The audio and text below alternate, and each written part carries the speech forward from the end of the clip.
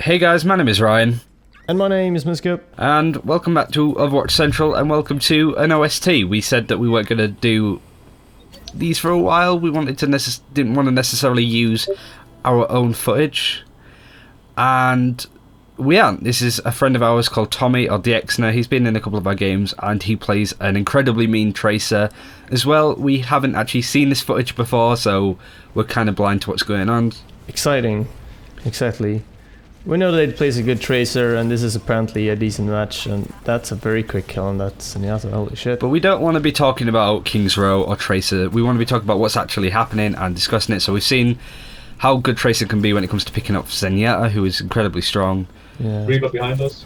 We've also got Ark talking in the corner. That was a winning game. It's something you don't often hear, actually. I was talking to Koala about this, and apparently the US people do it a lot. They like to speak through the comms in-game, but in EU, not necessarily a lot. Yeah. It's a bit weird. It's kind of interesting, I guess, but yeah, maybe it's just like the sort of language barrier and all that.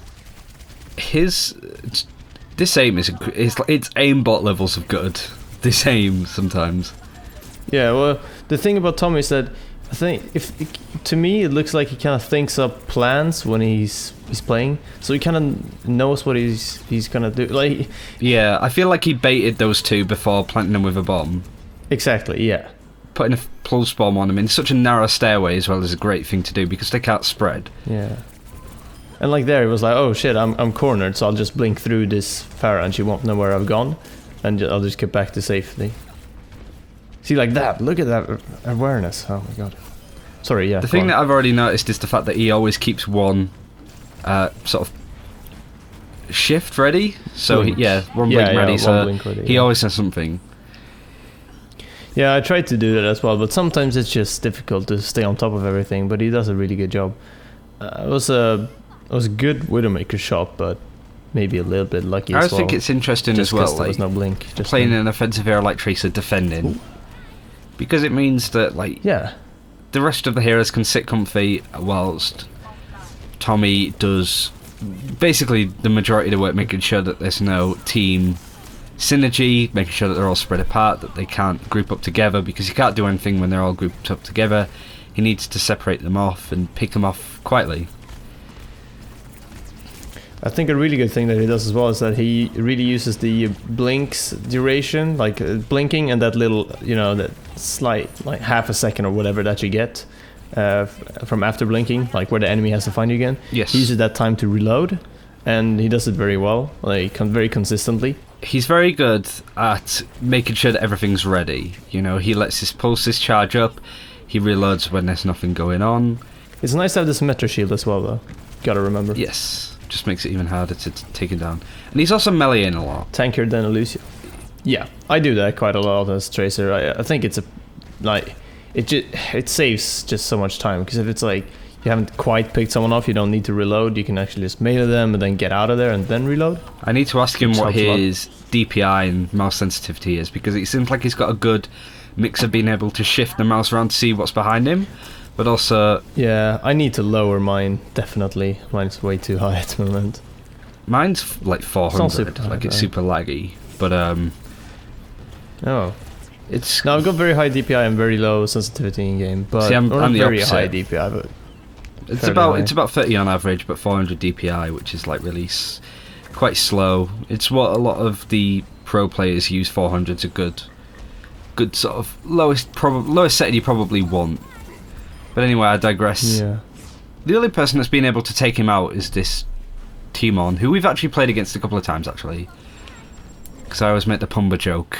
Do you? Yeah. Oh, yeah, you do. Of course you fucking do. I remember now. Shit. So the only person that's really sort of picking off Tommy here is just that Widowmaker. Yeah. Now the team's sort of coming together, they're actually pushing through. Now they're regrouping a bit. Ice Wall creates a bit of problems, but yeah. The Reinhardt shield here together with the Roadhog is just... it's a lot of force forward. And yeah, that doesn't actually work. That's really annoying, and I hate doing that. I don't really do it very often, but I used to when I started playing Tracer. So what the enemy team are doing here is they're basically forcing, or they were trying to with the Widowmaker and Reaper going up, to take that side so they can back the defending team into a corner. We see a lot of it with Kurma and Envious, and a lot of the look at the damage.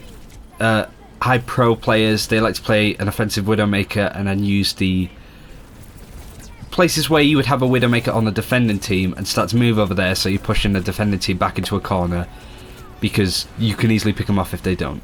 Oh, that was such a shame, the recall into the Reaper ult. Just dies so quickly. Yes. Was already a bit hurt as well.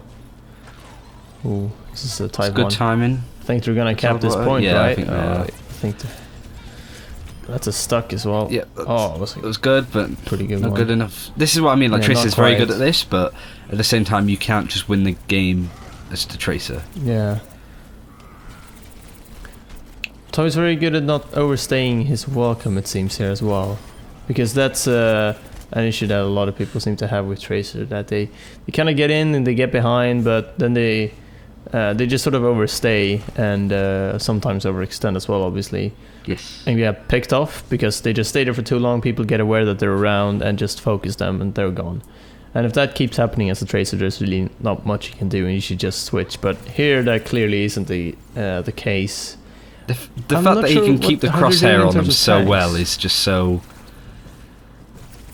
Yeah. Like there, for example, it's just like. Well, it was a Roadhog, to be fair. He's a living, breathing It's a aimbot. big target. Still got this pulse bomb hanging around. But as well, Tommy is very much it's a one of those Reaper people that just plays the one hero. Ooh, is he gonna get the off? And No. he doesn't really play much else other than Tracer. But it's a good way to sort of learn the game. Whether it's the right way to learn Overwatch is up for debate, because it's more of a hero dynamic switching game, and we are wanting to talk about that in a future video on what hero switching means for the game, and what I think people put in hero limits on stuff, and that's just playing one hero all the time as opposed to playing several ones. Maybe getting wrong. That was beautiful. Oh wow! Look at that. That was it was gorgeous. Like, got the Reinhardt a bit like a bit weakened, or not a bit weakened, more like the Mercy a bit weakened. Stuck the pulse bomb on. Reinhardt turns around, kills the Mercy pretty much, and just finishes off the Reinhardt with a. It's very easy melee. for a Tracer to take out a Reinhardt. Yeah, but it was. Unless a Reinhardt gets a lucky swing in, just because you can blink through him each side and he's turning round, wondering where you are. You really need to. Whoa! Look at that. Just a bunch of people died at the same time as he got a solo kill. Not sure what this person's doing. This is kind of funny. Yeah, they probably grappled up top there, I think. But that's such a typical thing with a Widowmaker. That they haven't even managed to really get out of their spot. Yeah. After the payload, they've just struggled so much here. Tommy's doing a really good job at just taking out the supports here. Yeah. So over and over.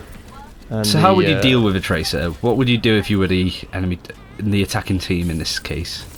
Because this. Well, first off, I think the Roadhog should do a much better job than he currently is. The Roadhog is doing a pretty poor job on hitting the hooks. I think he's been hooked maybe once or twice, twice tops. And the McCree that they've got now, I don't think they've had a McCree for very long. No, I was going to say. Should be fairly good to deal with the Tracer just because of the flashbang. But that hasn't really happened either. They're a bit tunnel vision towards the payload as well, rather than, if they actually kill people and got the teleporter down as well, that would mean that the enemy team would, like Tommy's team, would naturally be pushed back. But they aren't really doing that, and that's a big issue here. They just keep letting them go through this teleporter here, the symmetric teleporter. Yeah.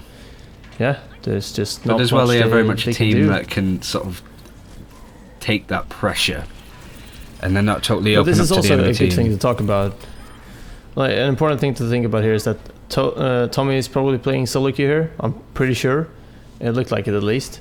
And that means that 10,000 damage as Tracer is crazy. Yeah, it's more likely, I think, that there are other people playing solo here as well. And Tracer, but anyway, Tracer is like a good hero to play solo, because you don't need to communicate with your team that much if you're doing a good job. And Tommy clearly was here. Yeah, this Widowmaker suffered a bit at the end, but was a meanie at the start. Wow, look at that health recovered out of all things. 17 recalls used.